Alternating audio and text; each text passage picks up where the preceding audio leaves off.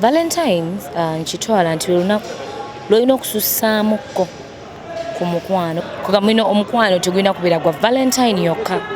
naye ekireeta Valentines eno nti kusussaamuko kusukkulumyamuko oteekamuko ku kirungo kajanja ebintu ng'ebyo fanaye bw'okyogera nkiraba nga kyaleero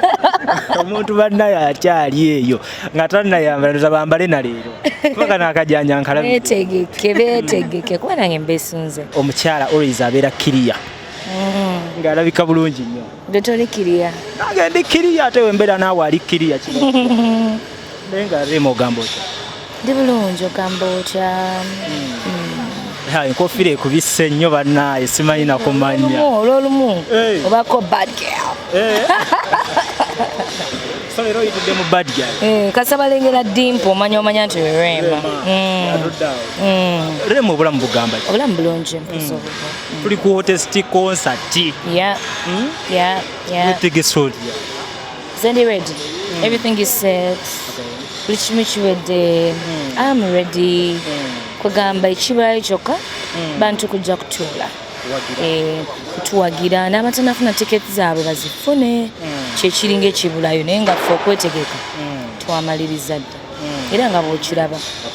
so wetunuulira kino genda kibuliza abantu abali eyebweru beebuuza Rema agenda kujja nga ayambadde era kuzingoyi ze tulaba Rema zajjayo bba wali mukolo wanyuma byonna n'obikola then kati wano simanyi bajje bakirabe ayagala okumanya kigenda okwambala ajje akirabe ttiimu yonna tusubireyo ttiimu era endala ey'enjawulo ngeri gye wakozesa kuba walina ttiimu nnene nnyo oba makeup baani design asimanyani tusubireyo era ttiimu endala ey'enjawulo era egenda okukwasaganya ekintu kino of course omuyimbi yenna ng'omanyi kyoliko you need a team glam team kati tugiyita glam team erimu enviri erimu makeup erimu engoye erimu enjala ebintu ng'ebyo that's what we call the glam team and my glam team eri ready waliyoko budances tunasulayo abazinyi wange ensumululo suna kakana muje olunaku lwennyini olwa Valentine katulwogerekoko katono to you omuntu yayicelebrateeza atya Valentines nkitwala nti lwolina okusussaamuko ku mukwano oba okulaga omuntu gw'oyagala nti munnange nkufaako nnyo ate otegeeza kyamaanyi gye ndi weewaawo n'ennaku endala before Valentines oba ezitali Valentine omunno oba olina omulaga nti omwagala kugamino omukwano tegulina kubeera gwa Valentine yokka naye ekireeta Valentines eno nti kusussaamuko kusukkulumyamuko oteekamuko ku kirungo kajanja ebintu ng'ebyo fanaye bw'okyogera nkiraba nga kyaleero omuntu bannaye akyali eyo nga tannayambala ndoza bambale na leero kubanga n'akajanja nkalabye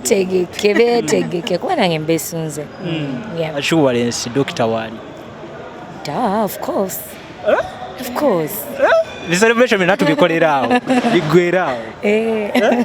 okay simanyi naye ndowooza era wali nkubyemukko kakirya small time just endowoozi nditerekera lwakutaano dijajamya okay so bawulidde abawagizi bo simanyi nga tumaliriza kyoyinza kugamba abawagizi bo nga tubayita okujja abaagalwa abali eyo abaagadde Rema ebbanga lino lyonna bamusapootinze bamubeereddewo mu bulungi ne mu bubi bakwano bange bambi mbayita atanafuna ticket ye get your ticket, grab your ticket please, grab your ticket before it's too late mujje tunyumirwe, it's Valentines mujje mulabe setup empya ey'ebivulu ekitegeera guys come out, I'm ready to give you my best as usual mujje banemulaga omukwano mujje mwepacca obukwano bwemuti eno neri nga nze mbagattako obuyimba nga mwekubalaavu Katonda bankuumire until Friday tujja sawa meka mukeere kuba nze nsooka ku stage no curtain raiser mala abantu bange okutuula bulungi webati ntandika. Okay, so mu mbeera eyo tewali ba curtain raiser mukiwulidde Rema Namakula ali set for hottest concert. Tuli ku Hotel Africana kawungeezi k'olunaku olwaliro nga tuli mu nteekateeka eya hottest concert 2020. Rema Namakula wagenda okubeera nga atukubira obuyimba obw'enjawulo bwazze ayimba obulungi ate era nga busanyusa ate nga bugendera ne ku lunaku olwa Valentine. So wano wendi waliwo Haji. Haji, salamu alaikum. Wa alaikum salam wa rahmatullahi wa barakatuh. Haji Kavuma Musa, Keti Events and Beyond. Okay, so Haji obulamu buganda. Obulamu alhamdulillah. Muri mutyeyi. Haji otukidde wano olunaku olwaleero waliwo tenti eri mu kuteekebwa enteekateeka okusinziira ku kalango n'ekiriwo wano aki ekigenda mu maaso. Tenti yanjawulo bweyogera tenti omutanzo ziri tenti zaabwe ez'emitwalo ebiri ne tenti ey'enjawulo gye batalabangako gye bagenda okulabako ku lunaku lwa Friday nga yaleeteddwa lwa Rema Namakula ng'era lwaki yaleeteddwa Paul twagizudde nga nfunda nga ntono ate nga dimandi y'amaanyi ate abantu baffe abo twagala benyige twagala bafike nga twakola ku Serena so twagala omuntu abenga afuna kyayagala okusobola otukole ekyo ekifaana bwe kiti ekisobola okunyumira buli muntu ekisobola okuwa omuntu comfort. Okay, so andoza tulaba osobola okulaba ekifaananyi kyonna ekya ttente eno gye twogerako yanjawulo nnyo era wennyini Haji wenjagala okumanya eno tenti ng'ebadde ekyaludde okulabika wano mu Uganda kati erabise ku Rema ng'egye ebadde erudde omanye ebintu byonna ebisinga ntera obikola ng'era bipya eri abantu kandi ekyo nakize ku Rema nakyo nyala bakirabe nti bwekiri era kisoboka. Eno tenti etuuza abantu nga bameka Haji? Tenti eno etuuza abantu nga 1000 abantu abo 1000 nga bali naye ng'egiri nti show ya VIP abantu 2000 batumala. Bwetwogera ku kyemiwendo omuntu ayinza okubeera n'abuuza nti waliwo ekikyuseemuko? Teri kikyuseemu kubanga kino kyennyini alibadde nakyo nkisabira ssente endala naye sinza kubanga muyaaye ayefuulafuula. Tulina okugenda n'ekyo kyetwabagamba okusooka era tusigala ku ekyo. Ezo tiketi tusigadde tuzifuna wanawa? Era ebifo bibiri byokka Hotel Africana ne ku Jude Color Solution. Ewalala baba balimba awala wona tawanagulawo tiketi togula tiketi ku street togula tiketi ku mukwano gwo totugula tiketi wantu wonna nga South Africana oba ku Jude Color Solution. Okay, so Haji obubaka bw'obusembayo eri abawagizi ba Rema Namakula? Obubaka bwange bwenyinza okugamba abantu bange Rema ina abawagizi nene keti ayina abantu ntegeeza abantu bange timbeegayiridde mujje mu budde mujje mu time ofune akafo kootuule onyumirwe tukutege olabe kye twategese kuba buli mwaka tukyuka ojja olabe ku kye twategese ate tugenda kukuuma bulungi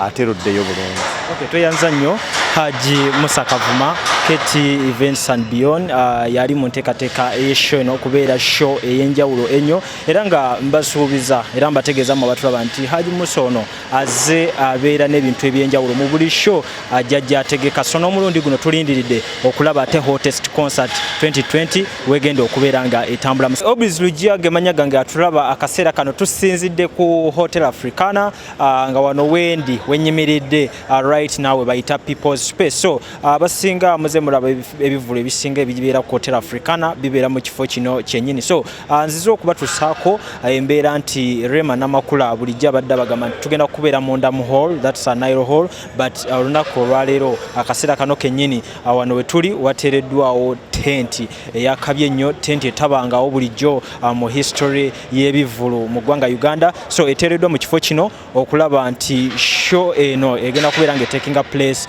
wano wenyini we tuli mu People's Space. So embeera yanjawulo nnyo ndowooza I think history bamumakinze wano kyenyinza okuba nga nkugamba nti history are made for reasons nti bulijjo abayimbi bajja wano wasigala wali open but this time round Rema Namakula ne team yonna Haji Musa Kavuma Keti Event Promotions and Beyond bonna bakikwasaganyiza bulungi okulaba nti event eno egenda kubeera emu ku event ezigenda okuba nga zikyasinze mu ggwanga Uganda. So tulindiridde okulaba music omulungi, tulindiridde okulaba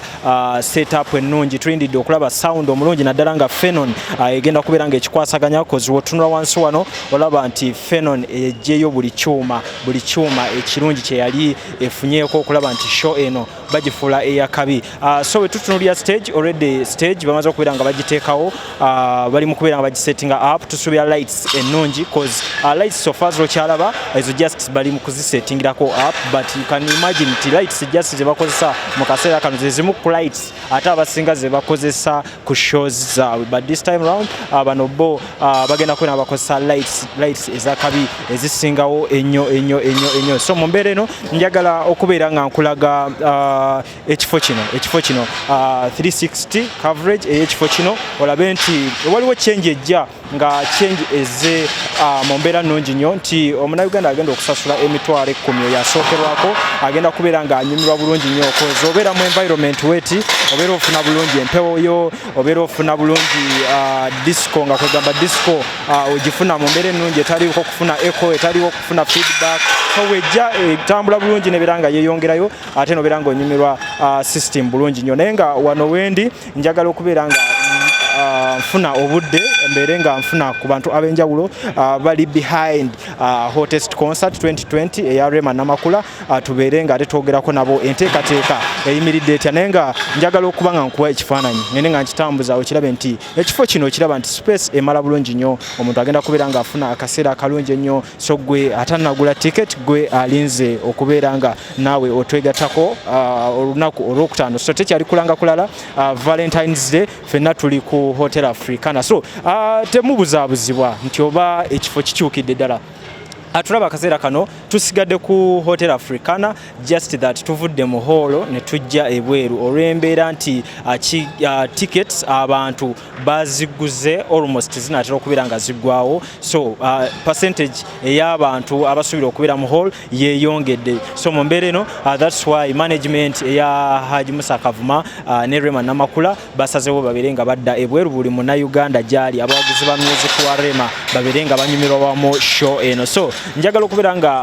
ekifaananyi kino kyembawadde ekyawano setting abo egenda okuba nga etambula buli kyuma okyaba kipanga okulaba nti bajjayo ekintu ekirungi then mu maaso awo njagala mbeere nga mbawa ku bantu ab'enjawulo abali emabega w'eno show tulabe ate bo beetegese batya naddala nsuubira nti mwe abanayuganda eyo gye muli mwetegese bulungi nnyo obizirujja gemanya gange tuli ku Hotel Africana.